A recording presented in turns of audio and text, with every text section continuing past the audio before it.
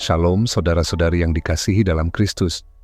Hari ini kita akan merenungkan sebuah pertanyaan yang sering menimbulkan kebingungan dan bahkan krisis iman bagi sebagian orang. Apakah Tuhan bisa menyesal? Pertanyaan ini muncul dari beberapa ayat dalam Alkitab. Misalnya, Kejadian pasal 6 ayat 6 dan 1 Samuel pasal 15 ayat 11 yang tampaknya menyatakan bahwa Tuhan menyesal atas sesuatu yang telah dilakukannya.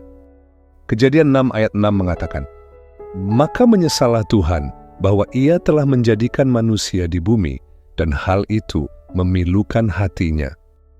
Lalu dalam 1 Samuel pasal 15 ayat 11 Tuhan berfirman, "Aku menyesal karena aku telah menjadikan Saul raja, sebab ia telah berpaling daripadaku dan tidak melaksanakan firman-Ku." Namun di sisi lain, dalam 1 Samuel pasal 15 ayat 29 dikatakan bahwa Dia, yaitu Tuhan, bukan manusia sehingga Ia menyesal. Apakah ini kontradiksi? Atau ada sesuatu yang lebih dalam yang sedang dinyatakan oleh firman Tuhan? Mari kita telusuri bersama. Untuk memahami ini, kita harus mulai dengan bahasa asli Alkitab. Kata yang diterjemahkan sebagai menyesal dalam kedua ayat tersebut adalah kata Ibrani naham.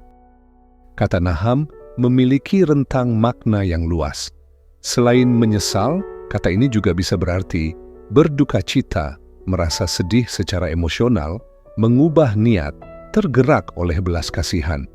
Artinya, menyesal dalam konteks ini bukan berarti Tuhan membuat kesalahan lalu memutar keputusan seperti manusia yang berubah pikiran karena gagal memprediksi sesuatu. Sebaliknya, kata ini lebih menggambarkan respon emosional Allah yang kudus terhadap kejahatan manusia. Jadi ketika Kejadian pasal 6 ayat 6 mengatakan bahwa Tuhan menyesal telah menciptakan manusia, itu berarti Tuhan berduka cita melihat ciptaannya yang indah menjadi rusak oleh dosa. Ini adalah ekspresi kesedihan ilahi, bukan penyesalan karena kesalahan. Lalu bagaimana dengan 1 Samuel pasal 15 ayat 11? Ketika Tuhan berkata, "Aku menyesal telah menjadikan Saul raja." Apakah ini berarti Tuhan salah pilih? Kita harus melihat konteks historisnya. Saul dipilih sebagai raja karena permintaan Israel sendiri. Mereka ingin raja seperti bangsa-bangsa lain. Tuhan mengizinkan permintaan itu, dan Saul diberi kesempatan, bahkan diurapi oleh Samuel. Tetapi Saul kemudian tidak taat, sombong, dan menolak perintah Tuhan.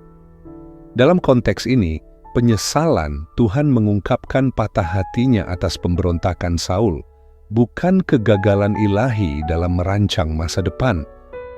Dan justru dalam pasal yang sama di ayat 29, firman Tuhan menegaskan, Dia bukan manusia sehingga Ia menyesal. Apa maksudnya?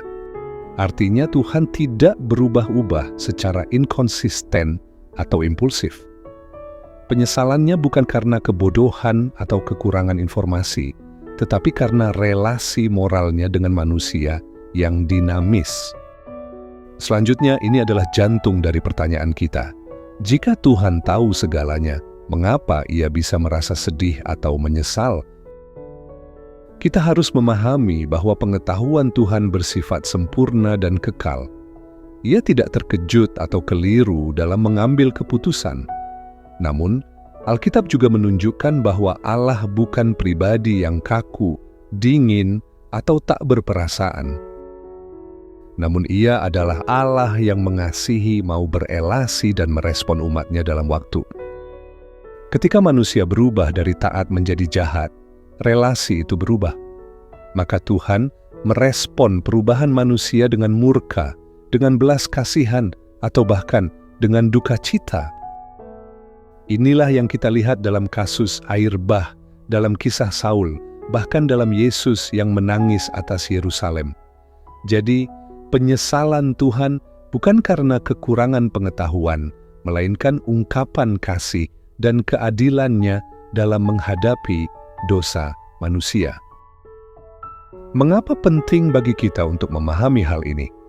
Karena ini menunjukkan bahwa Allah kita adalah pribadi yang hidup, bukan sistem mekanis. Ia bukan mesin tak berperasaan. Ia berduka cita saat kita berdosa, dan Ia bersuka cita saat kita bertobat. Penyesalan Tuhan menunjukkan betapa seriusnya dosa di matanya. Kejahatan manusia tidak dianggap sepele oleh Allah. Dosa mendukakan hatinya. Allah tidak berubah dalam karakternya, tapi Ia aktif dalam relasinya. Kasih-Nya kekal, tapi Ia juga bersikap adil dan bertindak ketika umat-Nya memberontak. Jadi kita bisa datang kepada-Nya bukan dengan rasa takut yang beku, tetapi dengan hati yang merespons kasih-Nya. Ia bukan Allah yang jauh, Ia Allah yang terlibat dalam cerita hidup kita. Mari kita tutup perenungan ini dengan satu kalimat yang merangkum segalanya. Tuhan menyesal bukan karena Ia salah, tetapi karena manusia salah.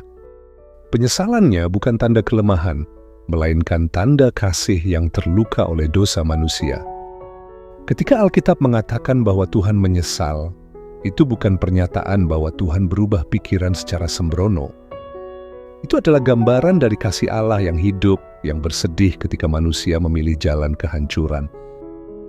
Jadi saudara-saudari, hari ini kita diingatkan bahwa Allah yang kita sembah adalah Allah yang tak berubah dalam kekudusan dan kasih-Nya, tetapi berelasi dengan kita secara nyata dan penuh belas kasihan.